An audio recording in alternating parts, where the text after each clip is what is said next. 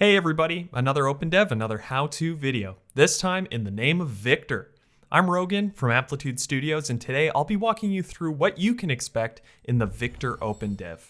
Just like in the last couple OpenDevs, the goal of this one is to let you play the game and provide feedback directly to us based on your time with it. Once you finish the OpenDev, you'll have the opportunity to fill out a form to tell us what you thought.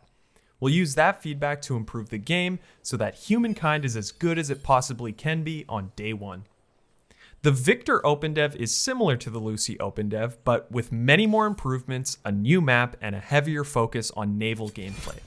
Just like the last time, you'll have access to the Neolithic era through into the early modern era. Every culture in between will be available for you to select and play as, and there's no cap on how many times you can play through it in the days that it's available. So you'll start right here in the Neolithic era. Moving your units around is simple. Just left click on your tribe, then right click on the spot on the map you'd like to send them to. The map in Humankind is made up of hexagonal tiles, and units only have a certain number of movement points. Here it shows they only have 4, so that means they can only move across 4 standard tiles until they can't move anymore. Heads up that some tiles like forests and rivers will cost more movement points to travel on. Hover over different tile types to see how many movement points they'll cost you. Once you're out of movement points, you'll have to wait until the next turn to move again. The goal of Humankind is to earn fame and collect era stars. Fame is the sole victory condition of Humankind. You accumulate it throughout the game by achieving goals.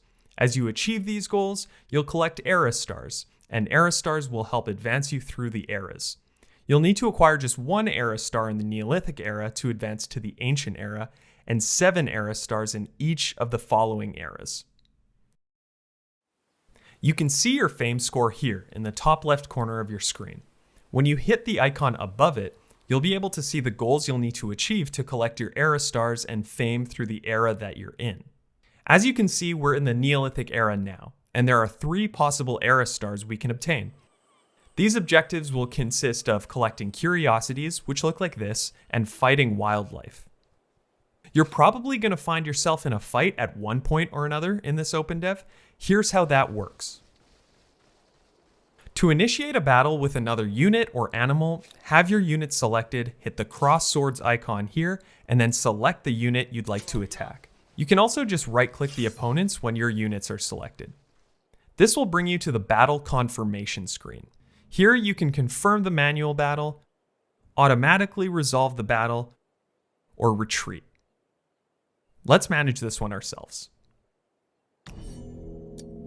This will bring you to the deployment phase. Place your units within the blue area of the battlefield. Keep an eye out for advantageous terrain. High ground is always a pretty good bet. Attacking from rivers or low ground should probably be avoided if you can help it. Once you've deployed your units, the battle will start. Battles in Humankind can span multiple turns, alternating commands between opponents for 3 rounds within each turn. The battle is over once you've eliminated all enemy units or once you've captured their flag. The logical next step would be to build a city now, right? Right. So how do you do that?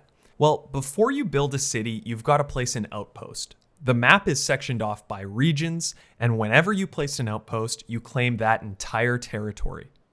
To place your outpost, first make sure you've got the influence to do so. If you do, select your units and navigate to this button right here. When you hit that, you'll be able to hover over different tiles to see a preview of the resources you'll collect if you place it there. Once you're happy with the placement, plop it down. It might take a turn or two to finish, but then the territory is yours. As you can see here, I've placed my outpost, and now the entire territory is outlined by my empire's color. You can place an outpost in the Neolithic era to claim a territory, but you won't be able to upgrade it into a city until you've reached the Ancient era. Once you've hit the Ancient era and you can afford the upgrade, you can advance your outpost to a city by selecting the outpost and navigating to this button right here. Hit that and your first outpost will immediately change into a city. Just a heads up, The first city you found will become your empire's capital. Also, any subsequent upgrades from outpost to city may take a couple turns. The first one is always immediate. Once you have a city, building districts is fairly straightforward. To start building, select your city. In the construction menu on the right, the hexagonal icons are districts.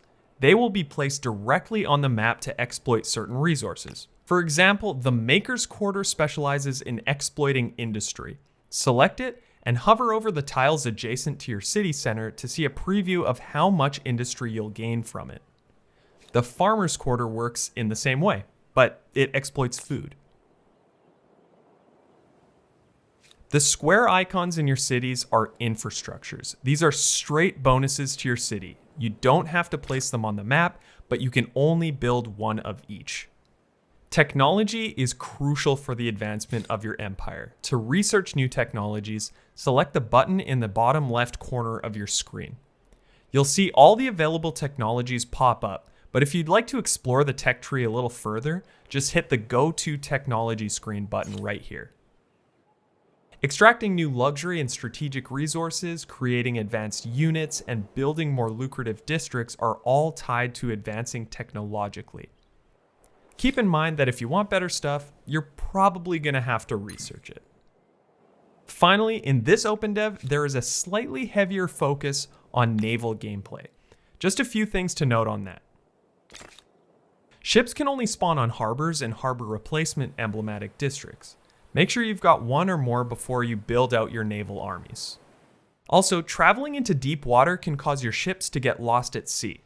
When your ships are lost at sea, they'll take damage and eventually sink.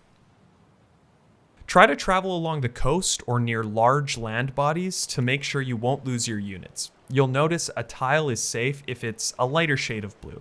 Deeper waters are a deeper shade of blue. Naval combat works almost exactly the same as it does on land. There will be a confirmation and deployment phase, and then the battle will start. Again, this is all for the sake of improving humankind, so please try to fill out the feedback form at the end and be as honest as possible. If you have any questions about the game, we're pretty active over on Twitter. Feel free to shoot us a tweet or a DM at HumanKindGame. Enjoy!